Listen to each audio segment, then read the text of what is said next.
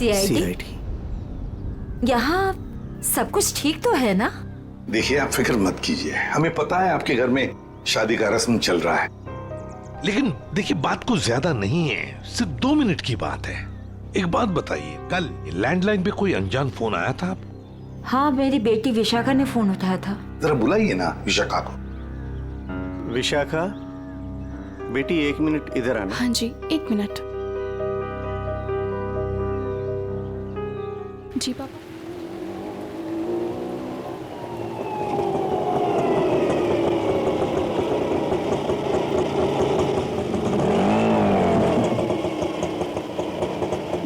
बस भैया, ऑटो यहीं रुको। मेम साहब, इस जगह पे आपका क्या काम है? ये जानना तुम्हारे लिए जरूरी नहीं है। जाओ, जहाँ रुकने के लिए बोला वहाँ वेट करो।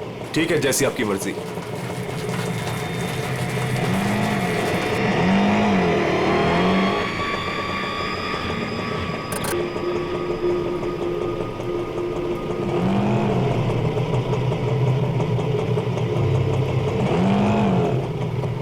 अरे तुम गए नहीं अभी तक, जाओ।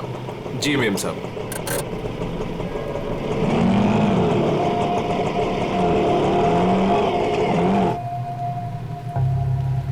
हेलो विशाखा, मैं करिश्मा बोल रही हूँ। मैं एमजी रोड की यहाँ कंस्ट्रक्शन बिल्डिंग पे खड़ी हूँ। मुझे तुमसे तुम्हारी शादी के बारे में बहुत जरूरी बात करनी है।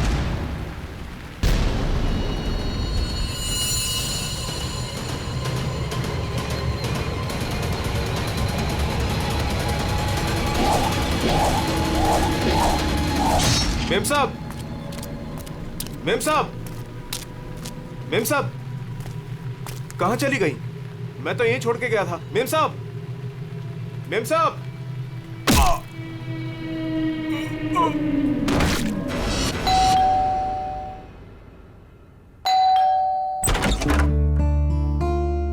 अरे आप इतनी जल्दी आ गए ऑफिस से? हाँ, आज काम कुछ कम था। ये लो, आते आते तुम्हारे लिए कुछ साग सब्जियां लाया हूँ और इसे फ्रीजर में रख दो। विशाखा के लिए लाया हूँ, उसे आइसक्रीम पसंद है ना? आज आपकी लाडली ये खाने वाली नहीं है। पर क्यों? आज सुबह से ही उदास है, खुद को कमरे में बंद कर रखा है और खाना भी नहीं खाया उसने। तुमने उसे कुछ कह दिया क्या? मैं क्या कहूंगी, लेकिन हाँ, आज सुबह किसी का फोन आया था।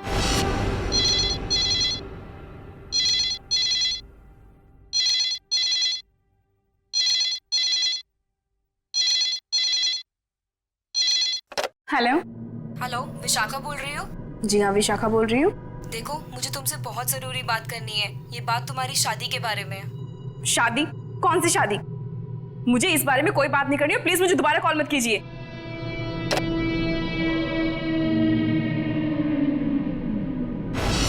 अरे इतनी मुश्किल से तो 2 हफ्ते पहले टूटी हुई शादी को भूल पाई थी, अब फोन करके उसके जख्म किसने हरे कर दिए? बहुत पूछा मैंने कि किसका फोन था, लेकिन रोई जा रही है, जवाब ही नहीं दे रही है। मैं देखता हूँ, तुम चिंता मत करो। विशाखा, विशाखा बेटे, विशाखा बेटे, दरवाजा खोलो। विशाखा, दरवाजा खोलो। विशाखा! ये दरवाजा क्यों नहीं खोल रही है? रोने की आवाज भी नहीं आ रही, कहीं उसने कुछ? अरे तुम विशाखा को नहीं पहचानती क्या? वो ऐसा कुछ नहीं करेगी। विशाखा बेटा, दरवाजा खोलो बेटे। विशाखा, दरवाजा खोलो। विशाखा! विशाखा?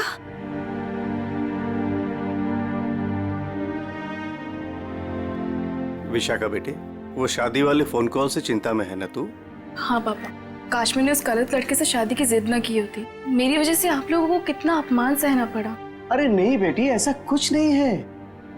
उस लड़की के साथ तेरी शादी नहीं हुई, ये तो बड़ी अच्छी बात है। उस परिवार से तू बच गई बेटे। हाँ। और फिर हमारे इस लाडो के लिए इस शहर में कोई लड़की की कमी है क्या? हाँ? और क्या, हमारी विशाखा है इतनी प्यारी कि कोई भी लड़का इसे देखते ही पसंद कर लेगा। नहीं माँ, इस बार अपनी पसंद पे भरोसा करके मैं कोई गलती नहीं करना चाहती। आप लोगों की पसंद पे ही मेरी मंजूरी है। अरे हाँ सरिता, कल ठीक 3 बजे लड़के वाले विशाखा को देखने आ रहे हैं, तुम तैयार रहना। आपने पहले क्यों नहीं बताया? ओहो श्रीमती जी, तो अब तो बता दिया ना। हाँ? पापा, मुझे भगाने की बहुत जल्दी है ना आपको? मैं क्यों नहीं, अब इसकी शादी हो जाएगी तो इस कमरे को मैं अपना स्टडी रूम बना लूंगा। अच्छा, तो मैं भी अपना रूम लॉक करके जाऊंगी ससुराल।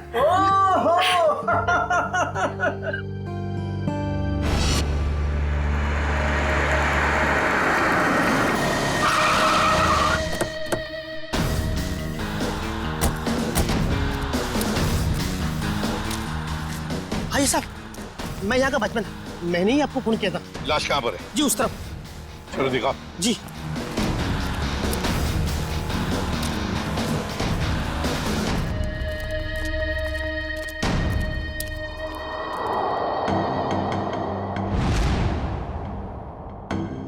ये ईंटें निकालो।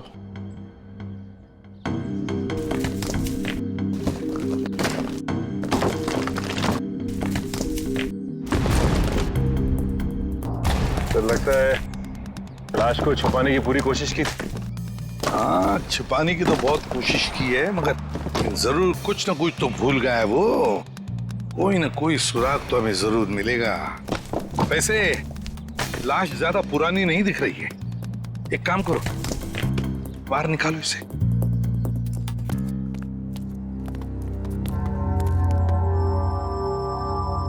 सामने से सीधे चाकू घोंप दिया सीने। देख के लगता है कि इसे चीखने चिल्लाने का मौका ही।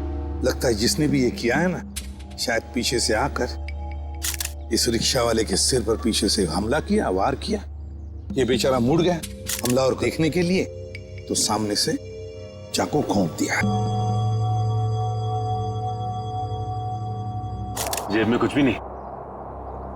लेकिन सर, कोई रिक्शा वाले को क्यों मारेगा? लेकिन अगर इसकी लाश यहां पर है, रिक्शा कहां पर होगी?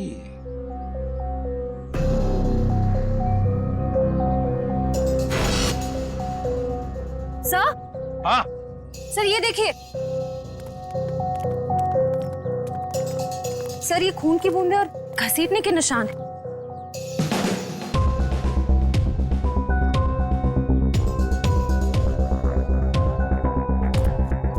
ये देखो, लगता है जिसने भी ये किया है, इस रिक्शा वाले को यहां से घसीट कर वो लेकर गया वहां ईंटों में छुपाने के लिए। वो क्या है?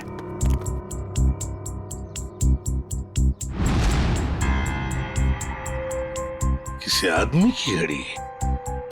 अरे ये तो काफी महंगी घड़ी है। शायद रिक्शा वाले की होगी। नहीं फ्रेडी, ये इस रिक्शा वाले की घड़ी नहीं लगती। इतनी महंगी घड़ी है ये, 1,00,000-1.5 लाख की तो घड़ी है ये। तो फिर सर शायद उसी की होगी जिसने रिक्शा वाले को मारा है। वो तो ये भी सकता है कि घड़ी उस आदमी की हो जो ऑटो में बैठा था।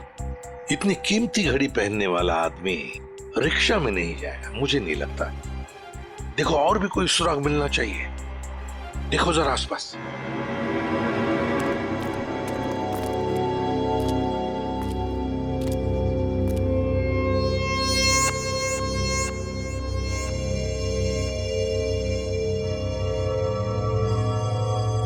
अरे सर। कुछ मिला?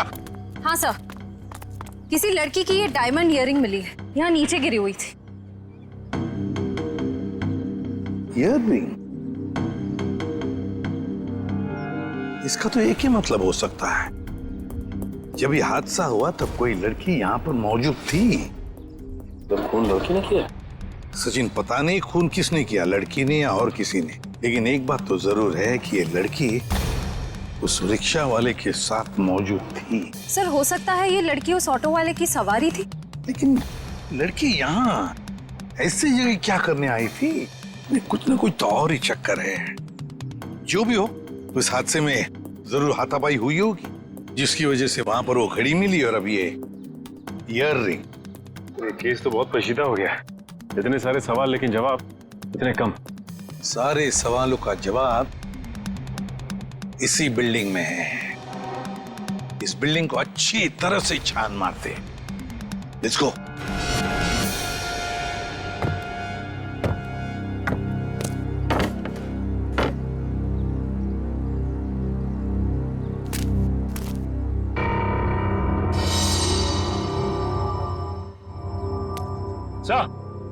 हाँ सचिन, क्या हुआ? ये देखिए सीढ़ियों पे खून की बूंदें। हाँ सर ये तो बहुत ही अजीब बात है, लाश वहां पर और खून की बूंदें यहाँ। मुझे तो कुछ और ही आ रहा है दिमाग में। कहीं और एक लाश तो नहीं? इस बिल्डिंग में ऊपर चलकर देखते हैं, देखते ही ये खून के धब्बे कहां तक है।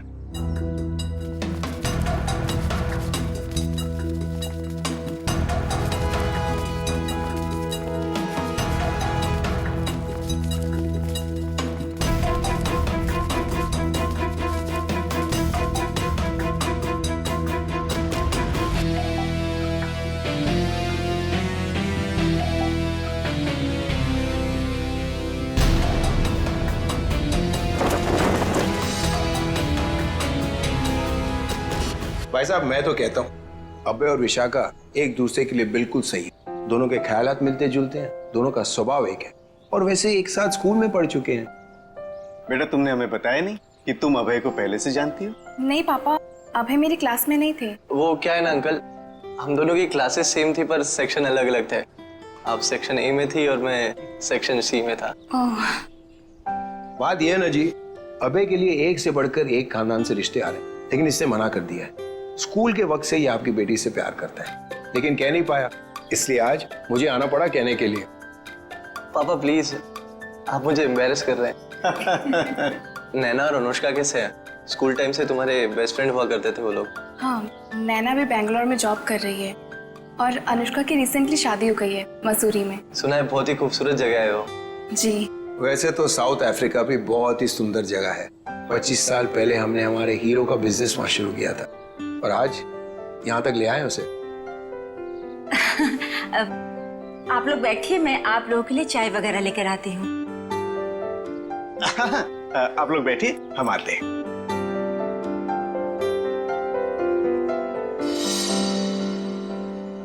क्या बात है सरिता, क्या हुआ? देखिए, लड़का और परिवार तो मुझे अच्छे लग रहे हैं, लेकिन एक बार आप साफ साफ पूछ लीजिए, लेन देन की जो भी बात है। सरिता, क्यों चिंता करती हो? देखो, मुझे नहीं लगता कि धीरेन्द्र जी की कोई मांग है, और अगर होगी भी तो हम मांग पूरी कर देंगे ना। देखो सरिता, मेरी पेंशन है, तुम्हारे जेवर है, और अगर जरूरत पड़ी तो हम ये मकान बेच देंगे। आखिर हमारी एक ही बेटी है। ओफो, आप एक बार पूछ तो लीजिए ना, कहीं कोई बड़ी मांग रख दी तो। फिर तो ये रिश्ता नहीं हो पाएगा। खैर, अपनी किस्मत है, देखते हैं। चलो लीजिए भाई साहब। ये सब लाने की क्या जरूरत थी? इतनी तकलीफ क्यों की आपने? अरे क्या कहते हैं भाई साहब, ये तो कुछ भी नहीं है, ये तो आपको लेना ही पड़ेगा। चाय लीजिए। ये लो बेटे।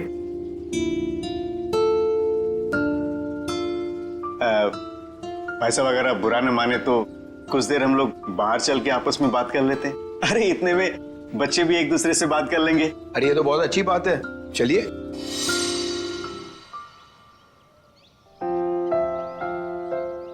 भाई साहब, आपका बेटा हमें बहुत पसंद है। मुझे भी बिल्कुल विशाखा जैसी बहू चाहिए थी।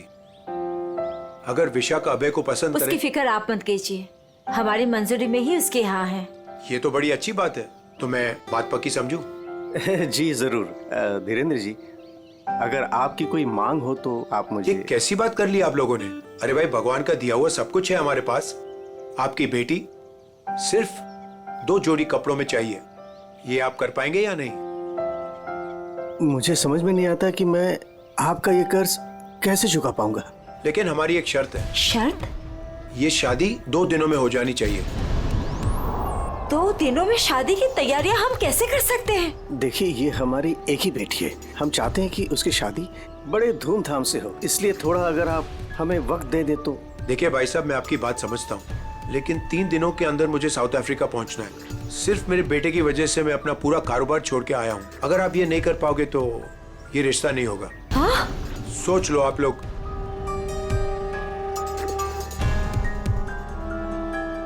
ठीक है भाई साहब, ये शादी परसों ही होगी। ये तो बहुत अच्छी बात है, मुबारक हो।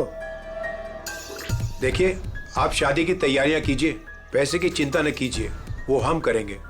जी।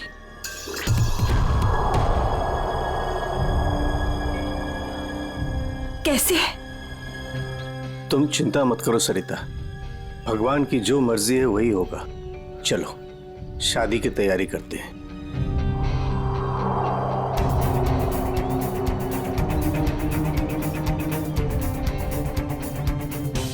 पता नहीं मुझे ये सब ठीक क्यों नहीं लग रहा है।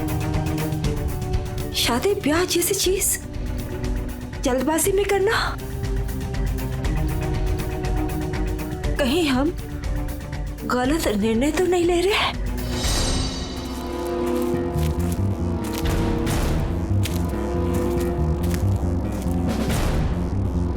सर, इस लड़की का चेहरा तो पूरी तरह से बिगड़ चुका है। इसकी पहचान करना बहुत मुश्किल होगा। तो सर, लड़की के पास से ना ही कोई आइडेंटिफिकेशन मिला है, ना ही कोई मोबाइल। तो लाश को देख के लगता है कि इसकी और उस ऑटो ड्राइवर की मौत लगभग एक ही वक्त हुई है सर।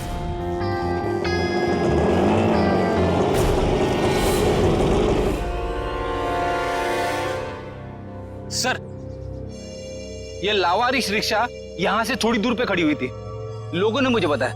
और सर, ये रहे रिक्शा के पेपर्स। वो लाश इसी रिक्शा ड्राइवर की थी, चमन नाम था उसका। और सर, ये फोटो भी लगी उसकी। हाँ, चमन खुद मालिक था इस रिक्शा का। और कुछ मिला? हाँ सर, मोबाइल मिला है सर, लेकिन सर बैटरी डाउन है इसकी। ठीक है, कोई बात नहीं, इसमें से हमें बहुत कुछ इंफॉर्मेशन मिल सकती है।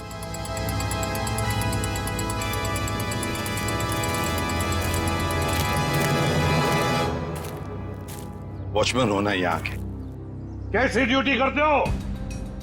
दो खून हुए यहाँ पर। साहब जी, ये सब कैसे हुआ? मुझे नहीं पता चला। चुप, नाटक बंद। जरा याद करके बताओ, क्या कोई आया था यहाँ पर इस रिक्शा में से? कोई नहीं आता इस रिक्शा से। ये कैसे हो सकता है? हाँ? कोई बिल्डिंग से ऑटो दूर क्यों खड़ा करेगा? बताओ कौन आया था? हाँ साहब जी, याद आया, जब मैं खाना खाने गया था ना, जरूर कोई आया होगा। ड्यूटी करते हो।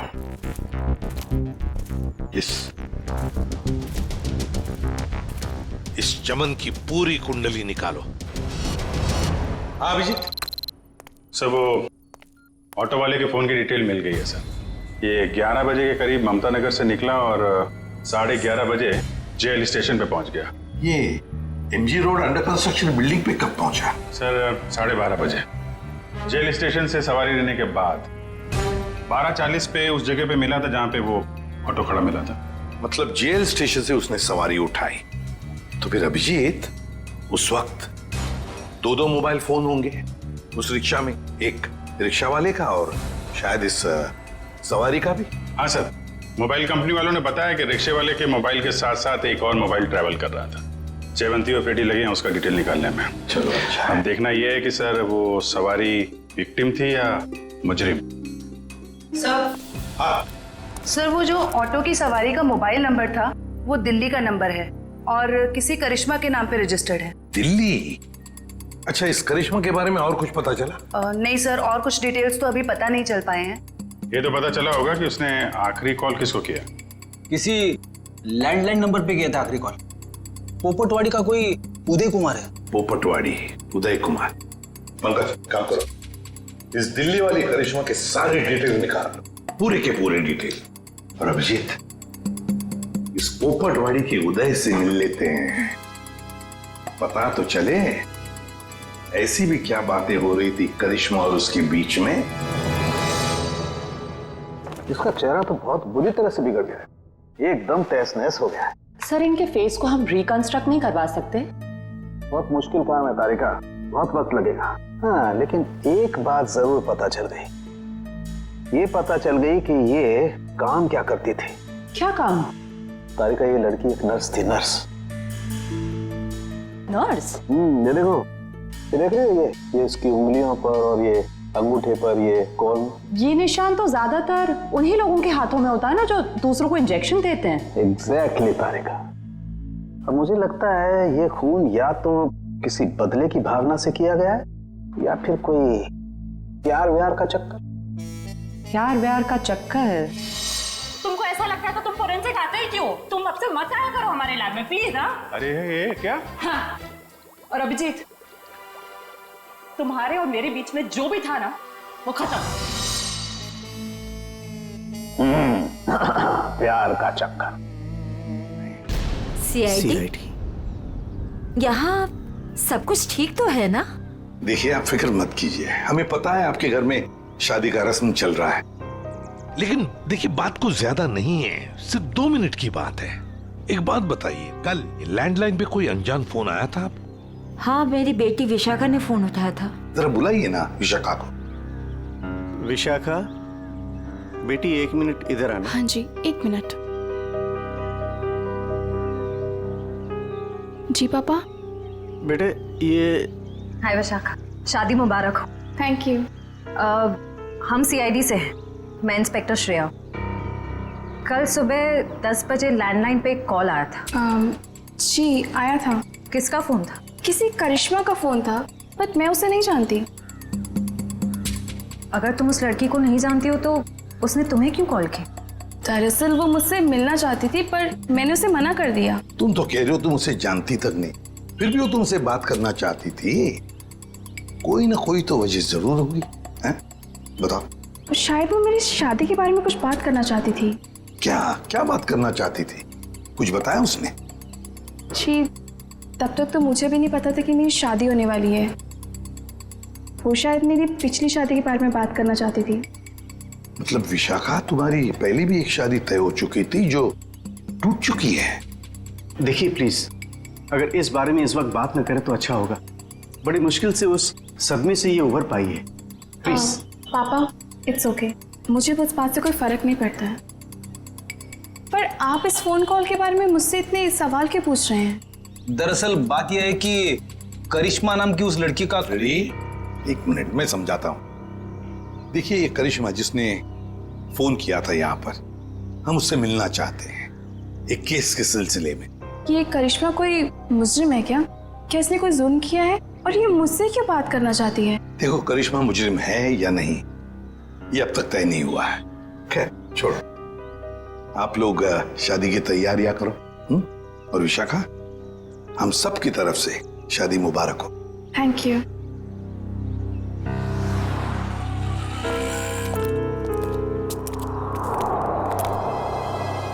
हेलो, सुनो, सब गड़बड़ हो गया है यहाँ। सीआईडी आ गई है। हाँ जी, क्या हाल है बॉस? फिर से बन गया चेहरा? अरे चेहरा बनने में टाइम लगता है ना यार। और कितना टाइम चाहिए तुझे? मैं बोल रहा था तारिका को, प्रद्युमन जैसे ही मेरी शक्ल देखेगा पीछे पड़ जाएगा। कितना टाइम लेगा चेहरा बनाने में? यार इतना सा काम है सामने। वैसे एक बात बताओ, आप लोगों को वाकई कुछ पता नहीं चला उस लड़की के बारे में? हमें इतना तो पता चल चुका है कि उस लड़की का नाम करिश्मा है और वो दिल्ली की रहने वाली थी। और अगर मैं ये बताऊं कि करिश्मा एक नर्स थी तो? सर उस करिश्मा के बारे में नई बात पता चली सर। क्या? वो दिल्ली में 10 स्टार हॉस्पिटल में नर्स है। लो, ये बात अब बता रहे हैं, मैं कब की बता चुका ये बात। 10 स्टार हॉस्पिटल दिल्ली। वाह यार अभय, बड़ी सुंदर दुल्हन मिली है तुझे, सच्ची। पता नहीं कहाँ से किस्मत लिखा के लाया है। अरे वो कहते हैं ना, लंगूर के हाथ में अंगूर। एग्जैक्टली।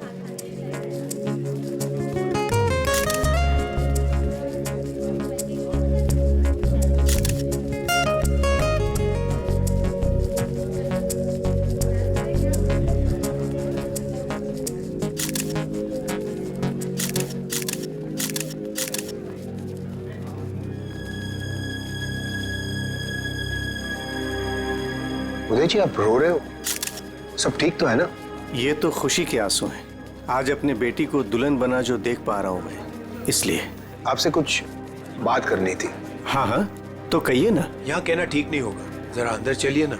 क्यों, हमसे शादी में कुछ कमी रहेगी है क्या? नहीं, वो सब ठीक है, A1। देखिए सारे मेहमान आ रहे हैं, अगर हम यहाँ से चले गए तो कुछ परेशानी हो जाएगी। फेरे हो जाए, उसके बाद दोनों बैठ करके बातें करते हैं। देखिए मेहमानों को छोड़िए, आप अंदर चलिए, वरना ये शादी नहीं होगी।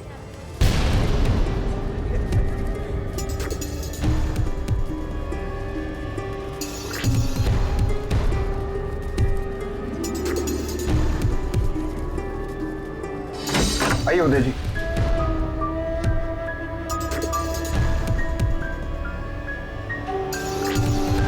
धीरेन्द्र जी, बात क्या है आप बताइए ना। देखिए मेरी परेशानी बढ़ती जा रही है। अरे भाई परेशान होने की कोई बात नहीं, एक छोटी सी रिक्वेस्ट है। कैसी रिक्वेस्ट? आपको याद है मैं आपके घर आया था आपकी बेटी को देखने, और मैंने आपको कहा था मुझे दहेज बिल्कुल नहीं चाहिए।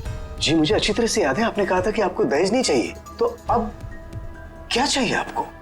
मैं अपनी जुबान का पक्का हूँ, कहा ना दहेज नहीं चाहिए, दहेज नहीं लूंगा। हाँ, मगर आपको दहेज नहीं चाहिए तो क्या चाहिए?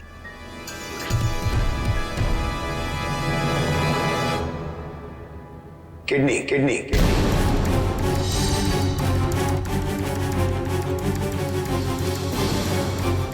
किडनी? पर किसकी?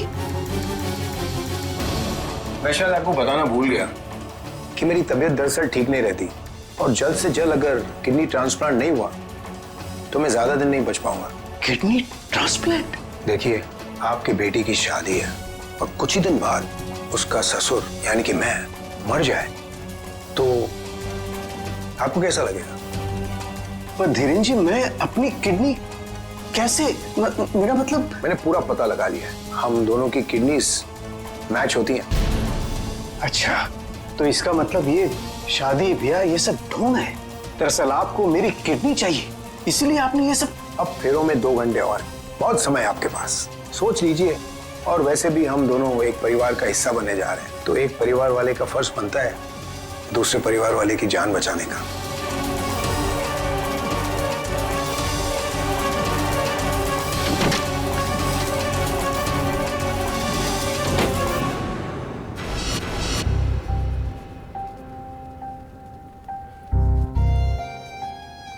आपको दहेज नहीं चाहिए तो क्या चाहिए?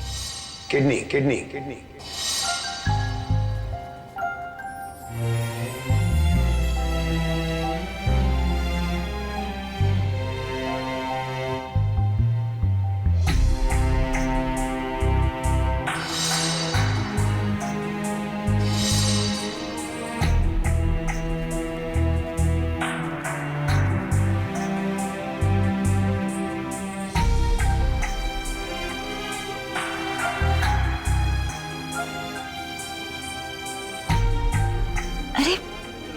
कहाँ चले गए थे आप? कुमार साहब आए हैं अपनी पत्नी के साथ, वो आपको ढूंढ रहे थे। सरिता, आओ मेरे साथ, 2 मिनट तुमसे बात करनी है। चलो।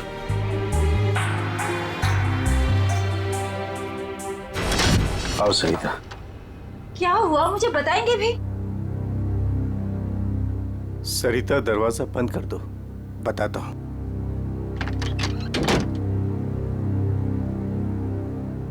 अभी तो बताइए, मुझे बहुत घबराहट हो रही है। धीरेन्द्र जी ने मुझसे कुछ मांगा है। पता था मुझे कि ये शादी दहेज लिए बिना हो ही नहीं सकती।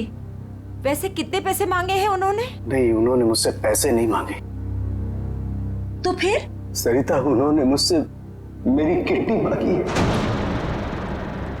किडनी? हाँ सरिता। हे भगवान, इसका मतलब ये सब शादी वादी ढोंग है। वो आपकी किडनी लेना चाहते हैं? मुझे भी यही लग रहा है। ये अचानक से उनका मेरे घर आना, फिर 2 दिन में शादी और अब ये सब कुछ। सरिता, मुझे तो इसमें बहुत बड़ी साजिश लग रही है। तो क्या अब हमारी विशाखा की शादी फिर से टूट जाएगी? अगर मैंने किडनी नहीं दी तो ऐसा ही होगा। ना सरिता, तुम मत रो।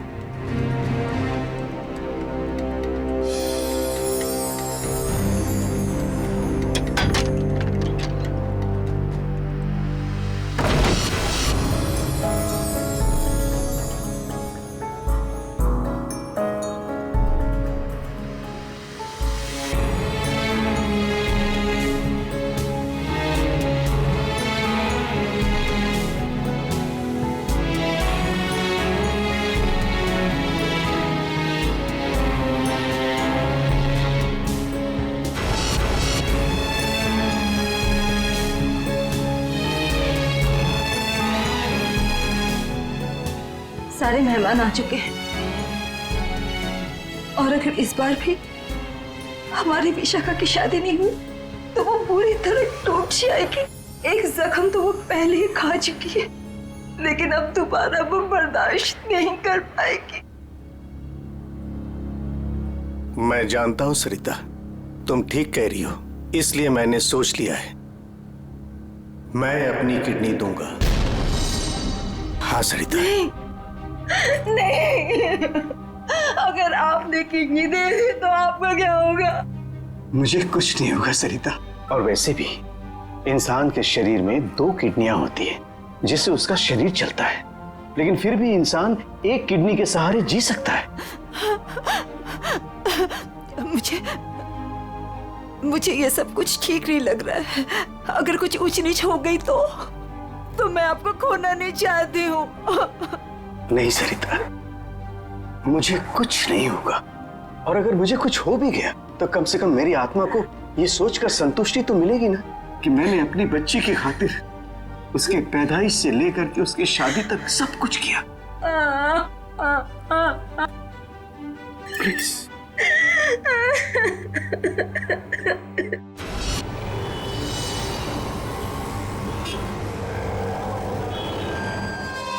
हेलो सर, मैं अनुज, इस हॉस्पिटल का डीन। करिश्मा की मौत की खबर सुनकर आई एम शॉक्ड। वो बहुत ही काबिल नर्स थी। वैसे डॉक्टर साहब, एक बात समझ में नहीं आ रही है, ये करिश्मा ने अचानक से छुट्टी क्यों ली और फिर यहाँ से मुंबई चली गई? कोई खास वजह थी क्या छुट्टी लेने? उसने छुट्टी ली और यहाँ से चली गई। अब यहाँ से जाने के बाद वो कहाँ गई, किस लिए गई, इसके बारे में हमें कुछ नहीं पता। देखिए, हम लोग करिश्मा के घर गए थे, लेकिन वहाँ से कोई ज्यादा जानकारी मिली नहीं है। क्या आप बता सकते हैं कि यहाँ पे करिश्मा को कोई सामान वगैरह पड़ा है? आप चाहें तो करिश्मा का लॉकर देख सकते हैं। जी हाँ, जरा दिखाइए लॉकर। आइए। चलिए।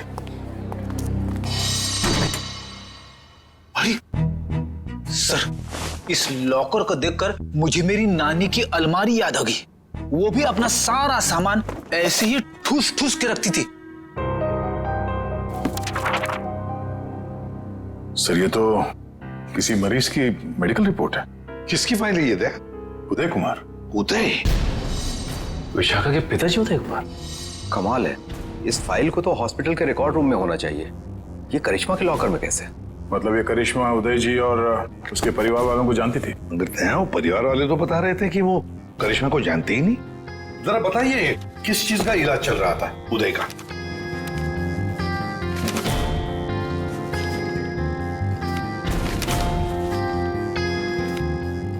क्या डॉक्टर साहब, आपके चेहरे का रंग उड़ा हुआ क्यों है? उदय जी को फूड पॉइजनिंग थी और उनके सारे टेस्ट किडनी के करवाए गए हैं। क्या? कहीं यार ये क्या चक्कर है? नहीं दया, कुछ ना कुछ तो गड़बड़ जरूर है, कुछ ना कुछ तो गड़बड़ है। अच्छा डॉक्टर साहब, इस करिश्मा का बर्ताव कुछ अजीब लगा आपको? मतलब कुछ गड़बड़ लगा आपको कभी? नहीं, ऐसा तो कुछ भी नहीं लगा। सर, ये देखिए। माय गॉड, तो ये बात है। क्या बात है उदय? अरे डॉक्टर चंद्रप्रकाश, आओ बैठो बैठो। ये अचानक क्या बात करना चाहते हो तुम मुझसे?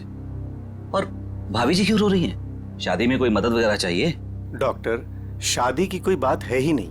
अच्छा, तुम ये फाइल मेरी देखो ना, मेरी मेडिकल फाइल। ये फाइल चेक करके बताओ कि क्या मैं अपनी एक किडनी डोनेट कर सकता हूँ? उदय, तुम्हारी बेटी की शादी हो रही है और इस वक्त तुम्हें ये सवाल सूझ रहा है? डॉक्टर, शादी न रुके इसलिए तो मैं ये बात पूछ रहा हूँ तुमसे। बताओ ना। क्या मतलब है? मतलब मैं बाद में तुम्हें समझाऊंगा। तुम पहले मुझे ये बताओ कि मैं एक किडनी के सहारे जी सकता हूँ या नहीं। बताओ डॉक्टर, मुझे प्लीज बताओ ना।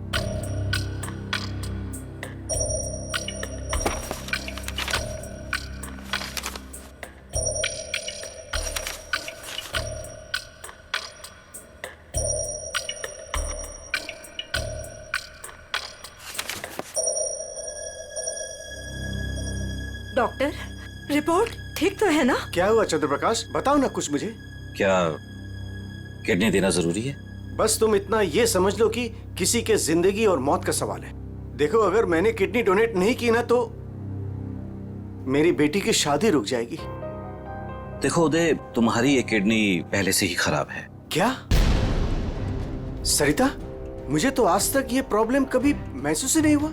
कैसे किडनी फेलियर हो सकता है? क्योंकि उदय, तुम्हारी बॉडी दूसरी किडनी से फंक्शन कर रही है। आई एम सॉरी, अगर तुमने ये दूसरी किडनी भी डोनेट कर दी तो क्या? तो तुम्हारा बचना नामुमकिन है। किडनी डोनेट करने के लिए तुम मेडिकली फिट नहीं हो। देखो, ऐसा मत कहो डॉक्टर, मुझे ये किडनी दान करनी ही पड़ेगी किसी भी हालत में। डॉक्टर प्लीज जरा चेक करके बताओ, कोई तो रास्ता निकालो। देखो उदय, फाइनल डिसीजन मैं नई रिपोर्ट के आने के बाद ही दे पाऊंगा, लेकिन इस रिपोर्ट के मुताबिक किडनी डोनेट करना मतलब मौत को दावत देने जैसा है।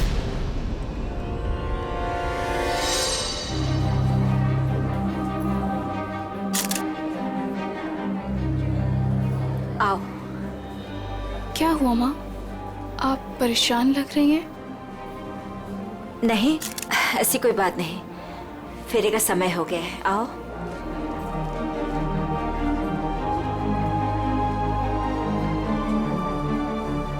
अरे उदय जी, आप ही को ढूंढ रहा था। फेरे लगवाएं या फिर मैं बारात वापस? जी नहीं, बारात वापस ले जाने की नौबत नहीं आएगी। मुझे पता था आप बड़े समझदार इंसान हो, सही डिसीजन लिया। और वैसे आप अपनी बेटी को इतना प्यार जो करते हो, आइए। यकीन नहीं आ रहा है दया, शादी के नाम पे ऐसी सौदेबाजी।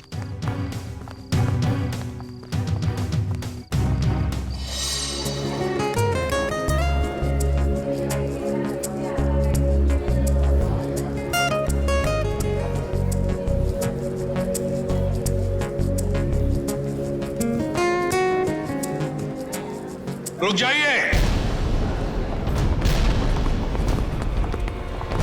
सरिता जी। जी। उदय जी कहाँ है? वो तो यही। कहाँ है उदय जी? यही तो थे, कहाँ चले गए? आप लोग यहाँ फिर से, क्या हुआ?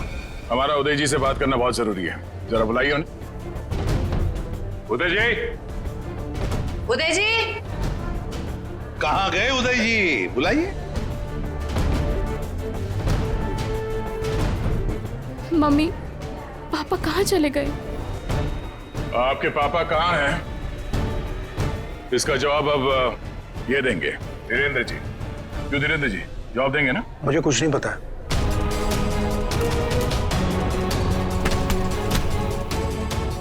नहीं पता तो सड़क कहाँ है आप? सर, मैंने कुछ नहीं किया सर। मैं तो इनका असली बेटा भी नहीं हूँ सर। मेरे पति को इन लोगों ने गायब करवाया होगा और किडनी के लिए ये लोग शादी तोड़ने की धमकी दे रहे थे। मॉम, आपने बात मुझे पहले क्यों नहीं बताई? आपके और पापा से बढ़कर मेरे लिए कुछ नहीं है। शर्म आनी चाहिए तुम्हें, शादी जैसे पवित्र बंधन की आड़ ऐसा घिनौना अपराध करते हुए। सर, मैं मानता हूँ इसी प्लान के जरिए मैंने किडनियों का व्यापार किया। क्या? शायद इसीलिए उन गुनाहों की सजा है कि मेरे खुद की किडनी बेकार हो गई। लेकिन इस बार सर, मैं खुद की जान बचाने के लिए कर रहा था। इसके लिए किसी और की जान चली जाए? अब बताओ, करिश्मा को क्यों मारा? सर, मैंने करिश्मा को नहीं मारा, बल्कि वो तो मेरी मदद करती थी मरीज ढूंढने में। सर, इस बार मैंने गैंग वालों को बताया फिगर एक किडनी गायब कर दी। उसी बात को लेकर वो मुझे ब्लैकमेल कर रही थी कि वो बाकी गैंग वालों को और विशाखा को ये बात बता देगी। इसीलिए तुमने करिश्मा को मारा है? इसीलिए? नहीं सर, मेरा यकीन मानो, मैंने उसे नहीं मारा। मुझे लगता है कि सर, उसके मौत के पीछे मेरे बाकी गैंग वालों का हाथ है। कौन है तुम्हारे साथी? कहाँ लेकर गए उदय को? किडनी निकलवाने। ऑपरेशन शायद शुरू भी हो गया होगा। कहाँ हो रहा है ये किडनी निकालने का ऑपरेशन?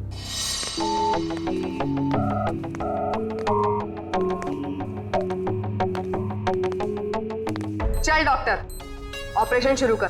देखो, तुम जो ये कर रहे हो ना, ठीक नहीं कर रहे हो। बकवास बंद कर और अपना काम कर जल्दी।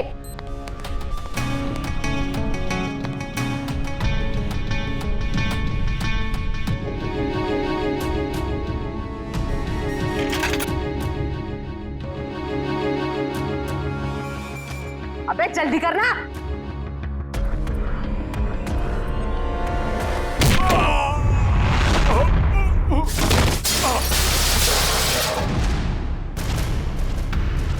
कौन है वहां? कौन है?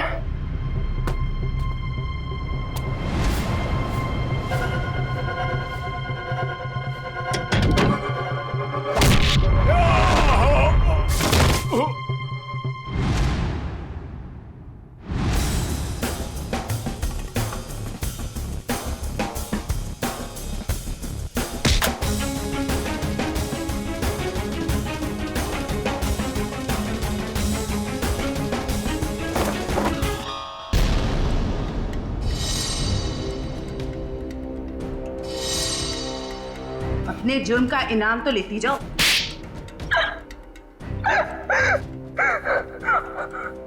ये सारा षड्यंत्र हमने सिर्फ लोगों की किडनियां हथियाने के लिए किया है। ये सब पता है हमें। ये बताओ करिश्मा को क्यों मारा तुम?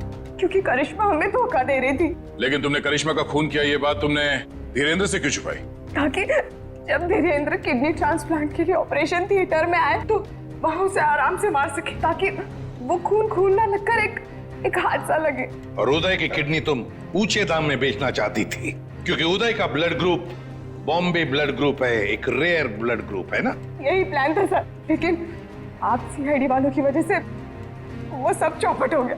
करिश्मा का खून और कितने सारे मासूम लोगों की किडनियों की चोरी, तुम्हें तो फांसी ही होगी। इतना काफी है तुम्हें फांसी के फंदे तक पहुंचाने के लिए। जयवंती, ले जाओ इसे। सर।